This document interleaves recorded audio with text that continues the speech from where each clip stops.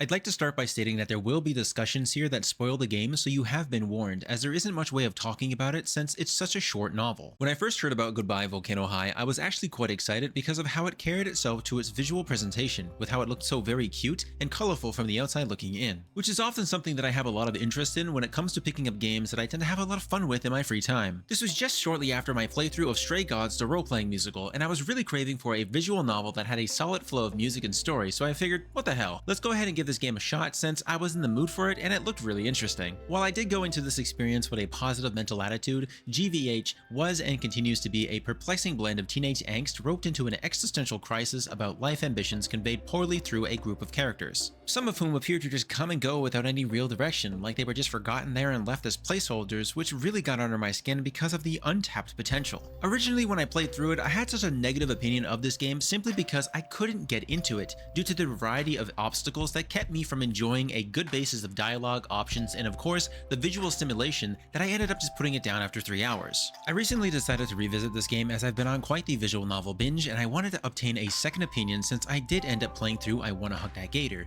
and, as I expected, it simply just did not hold up to what I was expecting as a powerful story. Although this is subjective, I do believe that in order to establish a strong foundation for a story, first, you must have a clear vision of where you want it to go. In this scenario, GVH brings the concept of the extinction event with anthropomorphic dinosaurs in the current era of high school, where they all have access to the technology and social networks and are all struggling with their lives upon the following days to come as a result. Before introducing a story like this concerning family or friends or even throwing characters under the bus immediately, I feel like establishing a time, place, lore, and relationships is extremely important before focusing entirely on the drama and conversations to allow the spectator to engage more. Otherwise, these types of stories are really only received well when the target audiences, which in this case would be the LGBTQ community, can fully relate to the themes being discussed throughout the story. For a better lack of explanation, it felt like there was a lot of empty space in between dialogue and interactions that could have really been expanded upon with the very few characters outside of the primary friend group, including adults and other family figures. They appear out of nowhere at times to sideline you with some story that you just can't help but not care about, not because it doesn't matter, since you don't get enough time to develop any emotional attachments to those characters from start to finish, more like you're just thrown into somebody else's life halfway through. There were even situations where you met unexpected individuals, such as the Stoner Girl. She was absolutely amazing, she was fully voiced, and she only appeared a few times with no further interactions. Reeve?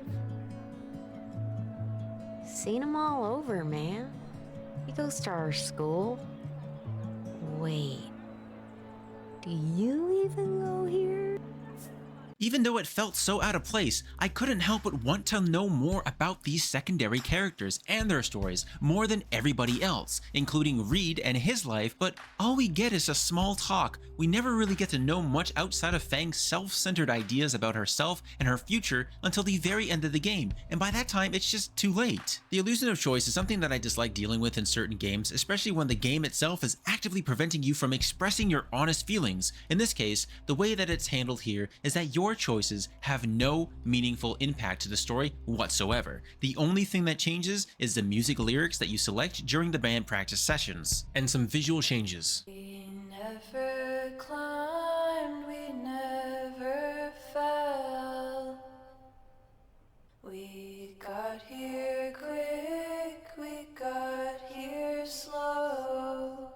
And the soundtrack is actually one of the game's fewest highlights. It's really well done with the lyrics, the pacing, the voices, the various use of the minigame, making it more of a worthwhile thing to wait for, but when you actually come to make your own choices, you just don't really have much of a say in that matter. You can definitely try to say things that make your friends happy or upset, but besides missing out on some of the dialogue at the very end of the game, nothing about the story or any of the relationships that you foster will ever change. I've heard various opinions. Some people I've spoken to during my playthrough despise the LNL sessions, which is just Dungeons & Dragons, but I found this to be some of the best writing and voice acting of the entire game, and while they were long and you could roll nat 1s and nat 20s on different playthroughs, changing up the dialogue here and there, leading down the same path each time, it's what captured my attention the most. This is where my relationship with the character Reed comes into play. The voice actor was fully immersed in the situation, knowing exactly how to capture your attention with detail, and to properly tell a story as if he was a natural DM in real life. Sunrise.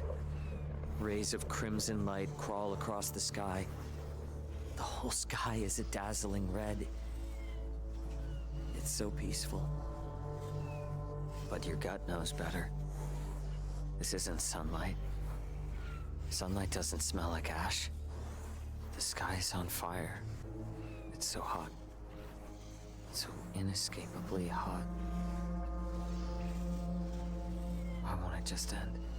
Even though he was the only one that was actually fully voice acted the entire time during these long drawn out sessions, they were far more engaging than anything else from my own perspective, and it's not because I play D&D, because I actually don't. It just felt like it was really well thought out by the one that was dedicated to writing the story, and of course the characters alongside their beautiful art style. It felt like there was so much more missing from the rest of the main story. Like, think about it for a second. Wouldn't it have been amazing to be able to interact with Stella, Sage, Naomi, or anybody else in their own environment, seeing them from their own world, rather than casting them aside during the summer because, oh, it's too hot, while doing things that they are passionate about, with hobbies similar to how Reed is really into L&L, rather than dealing with Fang in her overly selfish ways for the whole playthrough. Regardless, there was a problem with an excessive amount of side face for any and all avian-like characters here, as it is one of the biggest things that sticks out like a sore thumb. So when you look at them head on, you can notice how normal and oftentimes how downright adorable and attractive they appear.